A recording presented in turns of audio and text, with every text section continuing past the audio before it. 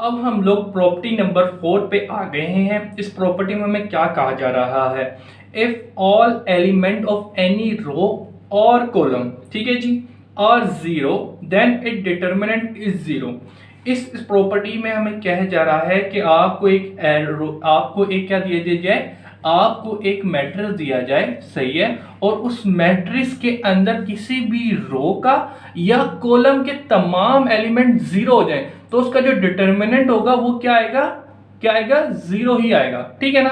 तो जरा देखिए, ये एग्जांपल के तौर पे मैं यहाँ पे लिख के रख देता हूँ ताकि आप उसको अच्छी तरीके से समझ सकें, और जब हम क्वेश्चन में यूज करें अपने एक्सरसाइज के अंदर वहां पे आपको और ज्यादा आसानी हो, सही है। और ये स्टेटमेंट भी लिख दी है ताकि आपके पास ये अगर एमसीक्यूज में आए तो वहां पे भी आप जवाब दे सकें।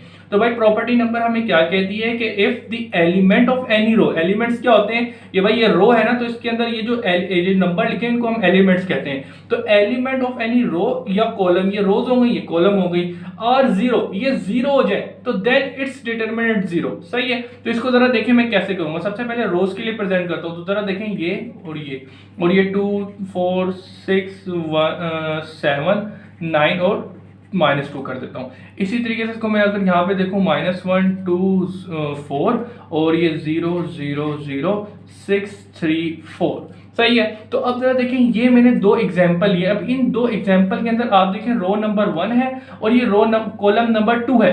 तो भाई इसके अंदर जो पूरी एक रो के तमाम एलिमेंट हैं वो जीरो है। इस मैट्रिक्स के अंदर तमाम मतलब एक कॉलम के तमाम एलिमेंट जो हैं वो जीरो हैं।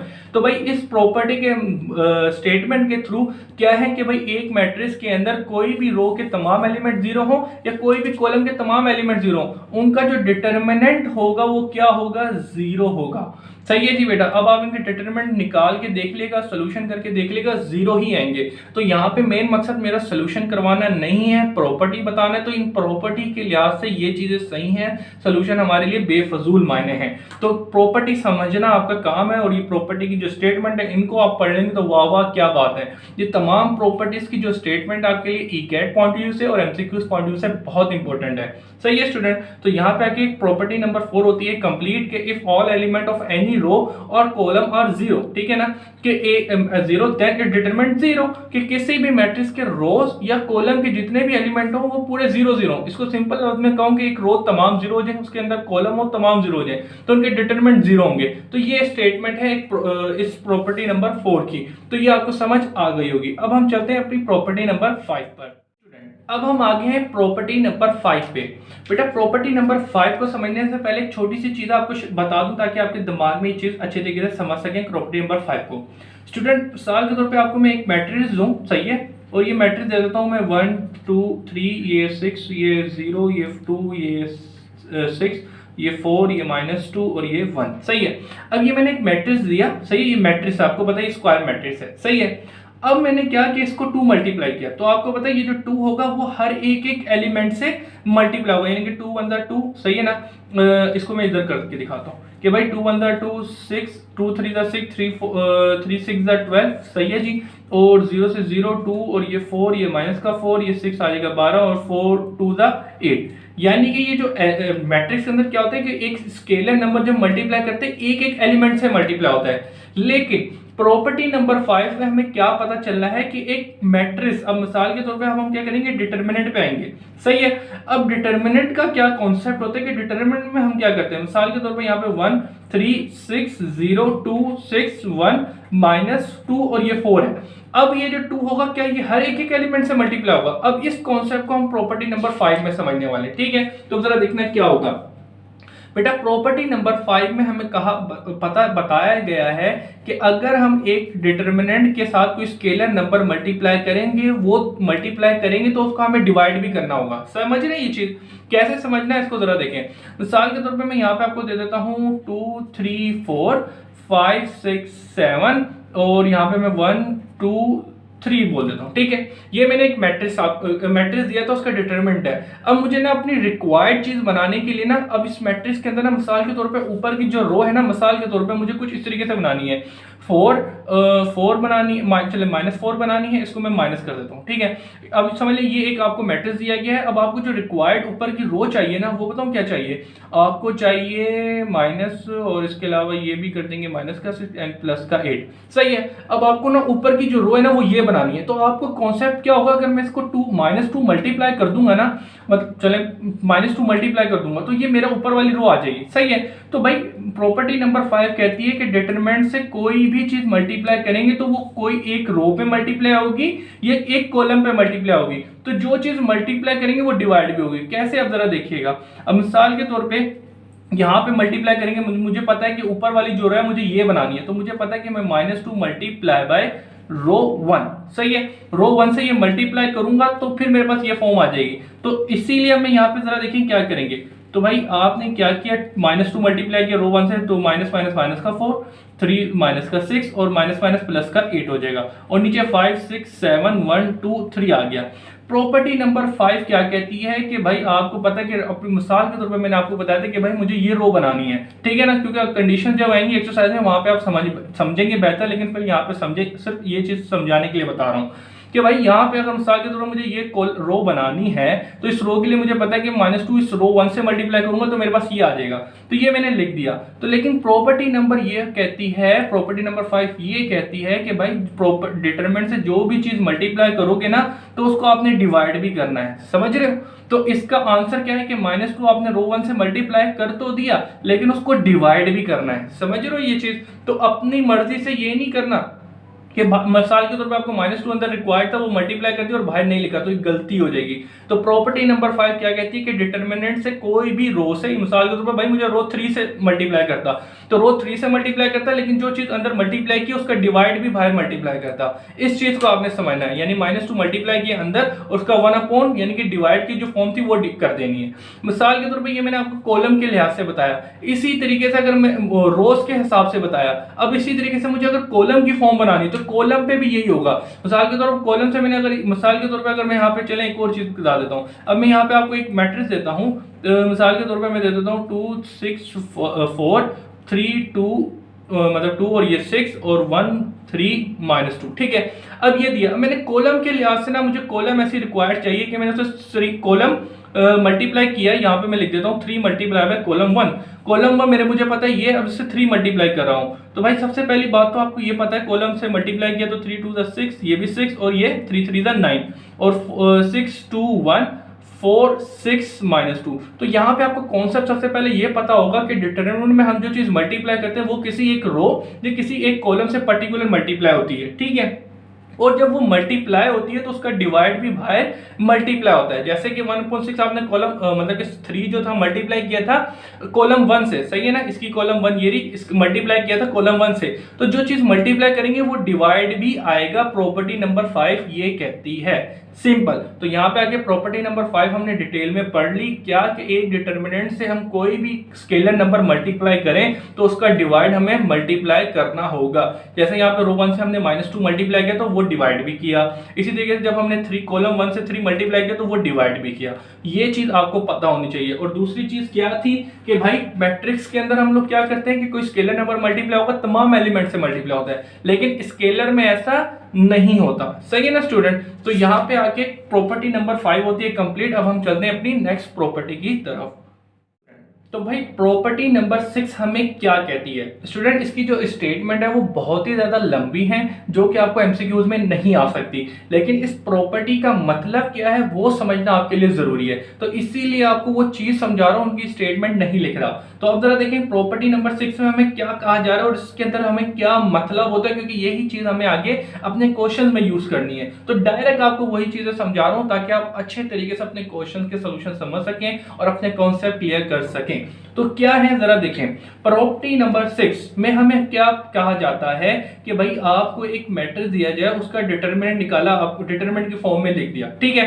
अब डिटरमिनेंट आपको ये दिया गया है, तो जरा देखिए हम इसको और कैसे तरीके से लिख सकते हैं, जरा देखिएगा राम सुकून से, ठीक है। अब जरा देखिए A B C A square B square C square 1 plus A cube, सही है जी, 1 प्लस बी क्यूब और 1 प्लस सी क्यूब। ये मैंने सिर्फ ऐसी रैंडमली करके लिख दिया है। अब हम इस लिख दिया ताकि कोई किसी को कंफ्यूजन हो कि क्या एलिमेंट लिखा है, उसके लिए मैंने बता दिया कि उसको पता हो। अब जरा देखिए हम क्या करेंगे। अब बच्चों आपका ये जो आपको डिटरमिनेंट दिया हुआ है ना मैट्रिक्स का, उसको हम इस तरीके से भी लिख सकते हैं। कैसे जरा देखिएगा, यानी कि ये जो चीज है वो इक्वल होगी इस तरीके से। कैसे जरा देखिएगा, A B C A square B square C square और 1 1 1, ठीक है जी, प्लस किया। अब जरा देखिएगा, 1 बी सी वो और A square B square C square A cube B cube and C cube. समझ रहे हैं इस कॉन्सेप्ट को क्या, कि भाई एक मैट्रिक्स आपको दिया गया था, आपको पता है कि इसको हम इस फॉर्म में अलग, यानी कि ये जो दो कॉलम थे वो बिल्कुल सेम थे, तो हमने इनको दो बार लिखा और इस थर्ड कॉलम के अंदर ये जो चीज थी एक दूसरे से प्लस हो रही थी, सही है।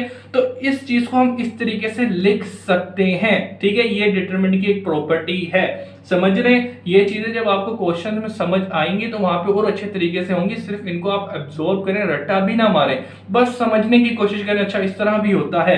ये जब आपके पास क्वेश्चन में चीजें आएंगी वहां पे ऑटोमेटिकली आपको वेरीफाई चीजें करनी होंगी, तो हो रही होंगी तो आपको समझ ऑटोमेटिकली आ जाएंगी। क्या कि भाई एक मैट्रिक्स आपको इस तरीके की दिया जाए तो हम इसको अलग अलग करके, यानी कि इसको ये जो चीज है वो इसके इक्वल हो सकती है कि इसकी रो ये भी सेम, ये और ये, यानी कि जो कॉलम थे बिल्कुल सेम थे, ये जो थर्ड कॉलम था इसको हम अलग अलग करके लिख दिया, बीच में प्लस था तो ये प्लस आ गया। अगर खुदा ना खास्ता यहाँ पे एक माइनस माइनस होता तो यहाँ पे माइनस आ रहा होता, सही है। इस चीज को समझिएगा, सही है। तो हम एक मैट्रिक्स को इस तरीके से भी लिख सकते हैं। तो यहाँ पे आके प्रॉपर्टी नंबर 6 होती है कंप्लीट। अब हम चलते हैं अपनी प्रॉपर्टी नंबर 7 पे।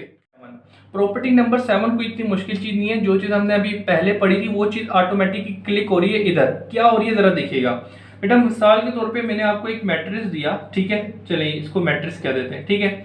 एक मैट्रिक्स दिया, ये मैट्रिक्स मैंने आपको लिख देता हूँ यहाँ पे 2 3 6, सही है जी। फिर इसके बाद यहाँ पे मैं आपको दे देता हूँ 4, यहाँ पे मैं दे देता हूँ 2, यहाँ पे मैं दे देता हूँ 6, यहाँ पे मैं दे देता हूँ 8, सही है जी। और यहाँ पे मैं आपको लिख देता हूँ 6 और यहाँ पे मैं लिख देता हूँ 12। अब ये मैंने आपको एक मैट्रिक्स दिया, सही है बच्चों। अब इस मैट्रिक्स का मैंने कहा सोल्यूशन करने के लिए ना, अपना सोल्यूशन करने के लिए जरा आप देखिए हम यहाँ पे कौन सी प्रॉपर्टी को यूज करेंगे जो प्रॉपर्टी नंबर 7 कहती है।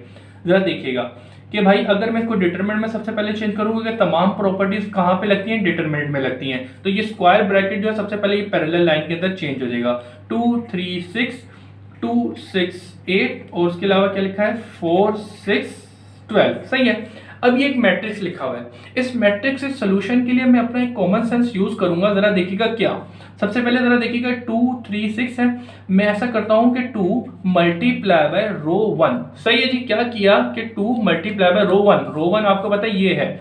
अब ये मैं क्यों कर रहा हूं आपको भी थोड़ी देर में समझ आ जाएगा, सही है बच्चों। जरा देखिएगा 2 मल्टीप्लाई किया, 2 2 4 2 3 6 और 3 6 12, 2 6 18 और नीचे क्या है 4 6 और 12, जो पूरा मैट्रिक्स नीचे लिखा था वही। सिंपल, आपको ये वाली बात पता है, ये प्रॉपर्टी हम पहले पढ़ के आए हुए हैं कि मैट्रिक्स डिटरमिनेंट के अंदर जो एक चीज मल्टीप्लाई करेंगे तो एक रो ही से मल्टीप्लाई होगी, तो वही मैंने एक रो से मल्टीप्लाई कर दिया है। और दूसरी क्या थी कि जो चीज उससे मल्टीप्लाई करेंगे वो चीज उससे डिवाइड भी हो गई। समझ रहे हैं ये चीज, बिल्कुल समझ रहे होंगे। अब यहाँ पे आपको एक प्रॉपर्टी याद आ रही होगी, कौन सी प्रॉपर्टी याद आ रही होगी कि अब बच्चों के दिमाग में ये आ रहा होगा सर आपने 2 क्यों मल्टीप्लाई किया था। इस प्रॉपर्टी को समझाने के लिए किया था। सबसे पहले कौन सी प्रॉपर्टी को कि भाई सबसे पहले कि जो चीज मल्टीप्लाई की वही डिवाइड कर दी। ये मैंने क्यों मल्टीप्लाई किया था, ये मल्टीप्लाई मैंने इसलिए किया था कि देखिए ये जो रो 1 है और ये जो रो 2 है, सही है ना, ये मेरी सेम बन जाए 4 4 6 6 12 12। अब यहां से मेरे पास एक प्रॉपर्टी आ गई, क्या प्रॉपर्टी आ गई कि भाई रो 1 सॉरी ये रो 2 है और ये रो 3 है, सही है। तो रो 1 एंड रो 3 और सेम, सही है ना, ये क्या हो गई सेम हो गई। तो इसका डिटरमिनेंट क्या हो जाएगा 0 हो जाएगा। अब यहां से आपको एक प्रॉपर्टी याद आ गई, इसीलिए ये काम किया था। तो इससे एक कॉन्सेप्ट, क्योंकि ये सारी चीज आपके सॉल्यूशन में होगी और यही प्रॉपर्टी नंबर 7 हमें बता रही है कि आप इस तरीके से भी क्वेश्चन का सॉल्यूशन कर सकते हैं। ठीक है ना बेटा। तो चलें जी, जरा आपको उम्मीद करता हूँ ये चीज समझ आ गई होगी कि ये एक मैट्रिक्स दिया हुआ था, इसका सोल्यूशन करना था। सोल्यूशन के लिए मैंने क्या किया कि भाई मुझे पता है कि ये जो रो है, अगर मैं इसे 2 मल्टीप्लाई कर दूंगा रो 1 से, तो रो 1 और रो 2 रो 3 सेम हो जाएगी। जब दो सेम, आपको ये प्रॉपर्टी पता होगी कि जब दो रोज एक मैट्रिक्स के अंदर सेम हो जाए तो वो किसके बराबर होता है, उसका डिटरमिनेंट 0 के बराबर होता है। और ये एक डिटरमिनेंट ही है। और उससे पहले हमने क्या किया था कि जो चीज मल्टीप्लाई की थी वो डिवाइड भी हो गई। सही है। अब आगे क्या करेंगे बच्चा, अब वो जरा देखिएगा। अब कोई नहीं, अब सोल्यूशन हो चुका है कि भाई आपको पता है कि दो प्रॉपर्टी सेम हो गई तो उसका डिटरमिनेंट 0 हो गया। तो सबसे पहले तो आप यहाँ पे 0 कर दें। सही है। और ये 1/2 0 से मल्टीप्लाई करके ये 0 हो जाएगा। तो भाई आपने इस मैट्रिक्स का डिटरमिनेंट निकालना, तो जो आपने सोल्यूशन करके निकाल लिया। बेसिकली प्रॉपर्टी नंबर 7 में आपको सोल्यूशन, एक ही प्रॉपर्टी, दो प्रॉपर्टी जो हमने प्रीवियस पढ़ चुकी हैं उसको एक साथ लगाया गया है। यहाँ पे जो चीज आपको समझाना चाह रहा था वो ये चाह रहा था कि आपने जो चीज मल्टीप्लाई की वही डिवाइड की, और उसके बाद आपने दूसरी प्रॉपर्टी यूज की कि दो रोज जो थी वो सेम बन गई। तो आपने डिटरमिनेंट की प्रॉपर्टी लगा दी कि दो रोज आर आइडेंटिकल, तो इनका जो डिटरमिनेंट होगा वो 0 हो जाएगा। तो उसका जो बाय नंबर था वो उससे मल्टीप्लाई किया तो वो भी 0। समझ रहे हैं। बस ये प्रॉपर्टी आपको यहाँ पे डिटेल के अंदर बताई गई है। तो कोई मुश्किल चीज नहीं थी, वही प्रीवियस पुरानी चीजें थी जो हम लोगों ने आपको बता दी हैं। अब हम चलते हैं अपनी लास्ट प्रॉपर्टी, प्रॉपर्टी नंबर 8 के ऊपर, और फिर इंशाल्लाह हम अपनी एक्सरसाइज को स्टार्ट कर देंगे। तो अब हम आ गए हैं अपनी लास्ट प्रॉपर्टी, प्रॉपर्टी नंबर 8 पे। प्रॉपर्टी नंबर 8 पे हमें क्या समझाया गया है, हमें ये बताया गया है कि एक डिटर्मिनेंट से कैसे कॉमन लिया जाता है। ठीक है। तो जरा देख लेते हैं। तो मिसाल के तौर पे हम जरा देखते हैं, यहाँ पे मैं दे देता हूँ 2, 4 एंड 8, यहाँ पे मैं 6, 4 और 2, और यहाँ पे मैं दे देता हूँ 3, 0 एंड 7। सही है। अब बात बताने की है, ये आपको दिया गया है ये। अब आप जरा देखिएगा, 2 इज कॉमन। ठीक है जी, 2 इज कॉमन, कॉमन फ्रॉम रो 1। ठीक है। रो 1 से आपके पास जो है वो 2 कॉमन आ रहा है। ठीक है जी।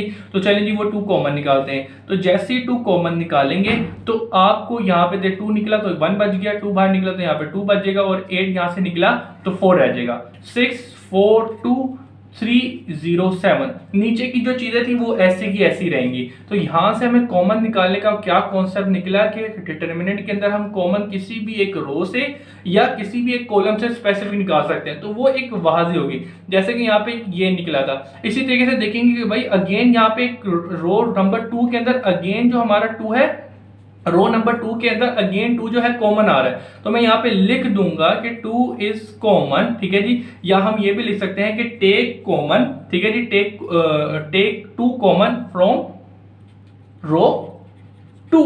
ठीक है ना बेटा, इस तरह भी लिख दें। तो भाई जरा देखिए, एक 2 पहले लिखा हुआ था, अब रो 2 से मैंने 2 कॉमन निकाला तो वो 2 बाहर आ जाएगा, और उसके अलावा जो अंदर का पूरा मैट्रिक्स था, डिटरमिनेंट था, वो ऐसी का ऐसी लिखा ला। अब क्योंकि मैंने इधर से निकाला, वो निकालेंगे तो 3 बच जाएगा, यहाँ पे 2 बच जाएगा और यहाँ पे 1 रह जाएगा। और ये 3, 0, 7, रो 3 से तो कोई कॉमन नहीं आ रहा। तो अब जरा देखिए हम इसको किस तरीके से लिख सकते हैं। आपको पता है एक दूसरे से मल्टीप्लाई होता है 4, और उसके अलावा ये जो चीज थी 1, 2, 4, 3, 2, 1 एंड 3, 0, 7। सही जी बच्चा। तो सिंपल। तो ये जो आपके पास एक मैट्रिक्स था, इस मैट्रिक्स के अंदर हम लोगों ने कॉमन लेना सीखा है कि भाई हम मैट्रिक्स के अंदर कॉमन कैसे लिख सकते हैं। कोई भी स्पेसिफिक एक रो से या एक स्पेसिफिक कॉलम से भी कोई कॉमन आ सकता है। तो जो कॉमन लेंगे वो बाहर निकाल के लिख देंगे। सही है। तो यहाँ पे आके तमाम प्रॉपर्टी जो एक्सरसाइज 2.4 के अंदर बहुत ही ज़्यादा यूज होने वाली हैं वो होती हैं कंप्लीट। उम्मीद करता हूँ कि अपनी तरफ से मैंने 100% कोशिश की गई है आपको समझाने की, आपको समझ आया होगा। यहाँ पे दे मुझे इजाज़त, इंशाल्लाह नेक्स्ट लेक्चर में मिलेंगे। अल्लाह हाफिज़।